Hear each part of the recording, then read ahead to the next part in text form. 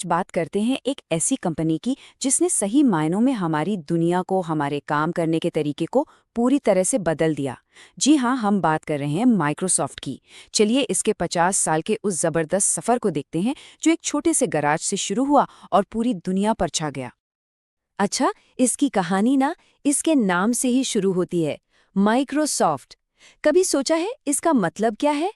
ये असल में दो शब्दों को जोड़कर बना है, माइक्रो कंप्यूटर और सॉफ्टवेयर। मतलब पहले दिन से ही उनका मिशन बिल्कुल साफ था, छोटे कंप्यूटर्स के लिए पावरफुल सॉफ्टवेयर बनाना। तो चलिए थोड़ा टाइम में पीछे चलते हैं। साल था 1975, जगह एल्बुकर्की का एक मामूली सा गैराज। और यहाँ दो बचपन के दोस्त बिल गेट्स और पॉल एलन एक ऐसे भविष्य की नींव रख रहे थे जिसकी कल्पना करना भी उस वक्त मुश्किल था। वो सपना था पर्सनल कंप्यूटर सॉफ्टवेयर का। अच्छा, उनकी पहली बड़ी कामयाबी क्या थी? वो थी ऑल्टेयर 8800 नाम के एक माइक्रो कंप्यूटर के लिए बेसिक इंटरप्रेटर बनाना। अब देखिए, उस जमाने में कंप्यूटर्स कुछ गिने चुने शौकीन लोगों के पास ही होते थे, और ये इंटरप्रेटर इसने उन लोगों को अपनी मशीन पर खुद प्रोग्राम लिखने की ताकत दे दी। ये सिर्फ एक प्रोडक्ट नहीं था, समझिए ये पर्सनल कंप्यूटर सॉफ्टवेयर इंडस्ट्री के लिए एक बिग बैंग जैसा था। यहीं से सब कुछ शुरू हुआ। और इसके बाद जो रफ्तार इन्होंने पकड़ी वो वाकई हैरान करने वाली थी। सोचिए जरा, सिर्फ 5 साल के अंदर वो गैराज वाला स्टार्टअप एक ग्लोबल कंपनी बन गया। जापान में उनका पहला इंटरनेशनल ऑफिस खुल चुका था, हेडक्वार्टर भी वॉशिंगटन शिफ्ट हो गया। मतलब ये साफ संकेत थे कि कुछ बहुत ही बड़ा होने वाला है। तो अब शुरू होता है माइक्रोसॉफ्ट के एक एम्पायर बनने का दौर। अब उनका फोकस शिफ्ट हुआ ऑपरेटिंग सिस्टम और प्रोडक्टिविटी सॉफ्टवेयर पर। मतलब वो चीजें जिन्होंने आगे चल के माइक्रोसॉफ्ट को दुनिया के हर घर, हर ऑफिस तक पहुंचा दिया। देखिए, ये कोई तुक्का नहीं था, ये एक बहुत ही सोची समझी, एक के बाद एक चली गई चालों का नतीजा था। सबसे पहला और शायद सबसे बड़ा कदम, आईबीएम के पहले पर्सनल कंप्यूटर्स के लिए MS-DOS का लाइसेंस देना। इस एक डील ने क्या किया? इसने आईबीएम जैसी बड़ी कंपनी को माइक्रोसॉफ्ट पर डिपेंडेंट बना दिया। फिर आया विंडोज 1.0, जिसने मुश्किल से दिखने वाले MS-DOS को एक फ्रेंडली ग्राफिकल चेहरा दिया। इसके बाद उन्होंने वर्ड और एक्सेल जैसे ऐप्स को माइक्रोसॉफ्ट ऑफिस में पैक किया और उसे हर ऑफिस की जरूरत बना दिया।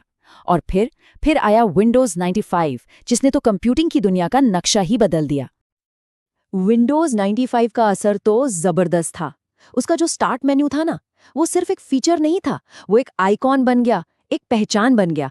सोचिए, इसने उस आम इंसान को भी कंप्यूटर चलाने का कॉन्फिडेंस दिया जो टेक्नोलॉजी से घबराता था। और कमाल की बात यह है कि उसकी छाप आज तक हमारे कंप्यूटर एक्सपीरियंस में मौजूद है। अब देखिए, जैसे जैसे माइक्रोसॉफ्ट का कद और ताकत बढ़ती गई, वैसे वैसे उसकी चुनौतियां भी। कंपनी ने सिर्फ पर्सनल कंप्यूटर तक ही खुद को नहीं रोका, वो नए मार्केट्स में भी घुसी।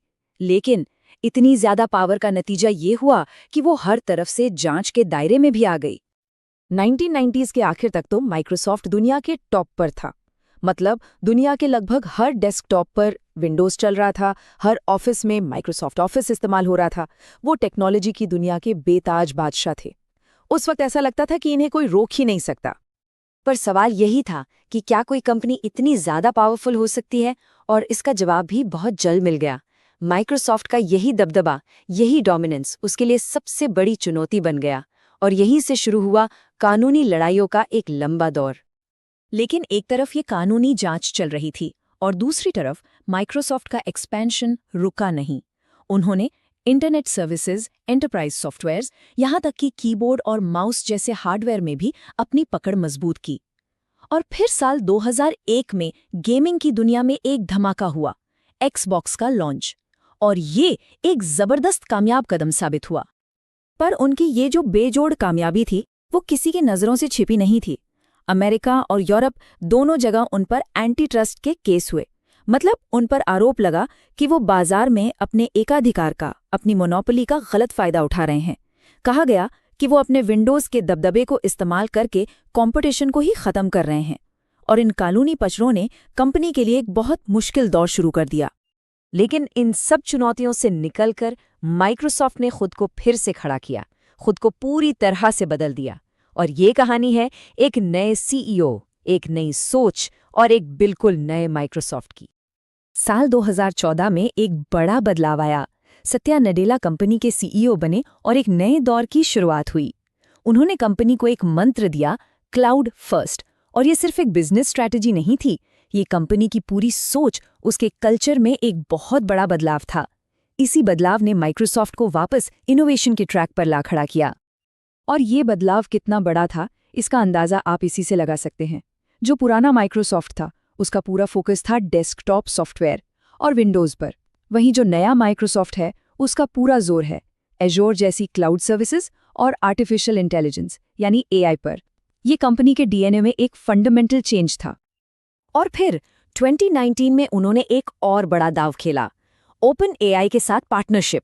इस एक कदम ने माइक्रोसॉफ्ट को सीधा एआई रेवोल्यूशन के सेंटर में लाकर खड़ा कर दिया है। इसने ना सिर्फ कंपनी में एक नई जान फूंकी है, बल्कि उसे टेक्नोलॉजी की अगली बड़ी वेव का लीडर भी बना दिया है। तो सवाल यह है कि माइक्रोसॉफ्ट की इस कहानी से हमें क्या समझना चाहिए? देखिए, इसकी हिस्ट्री सिर्फ एक कंपनी की हिस्ट्री नहीं है, ये तो उस टेक्नोलॉजी की कहानी है जिसने हमारी मॉडर्न दुनिया को शेप दिया है, हमारे काम करने और जीने के तरीके को बदल दिया है। अगर हम देखें तो इसकी विरासत हर जगह है। ये माइक्रोसॉफ्ट ही था जिसने कंप्यूटिंग को कुछ शौकीनों के हाथ से निकालकर अरबों आम लोगों के घरों और ऑफिस तक पहुंचाया। ये इस बात की भी एक बेहतरीन केस स्टडी है कि वक्त के साथ कैसे बदला जाता है। पहले सॉफ्टवेयर, फिर क्लाउड और अब एआई। विंडोज ओएस हो या ऑफिस सूट, कंप्यूटिंग के कितने ही स्टैंडर्ड्स इन्होंने ही तो बनाए हैं।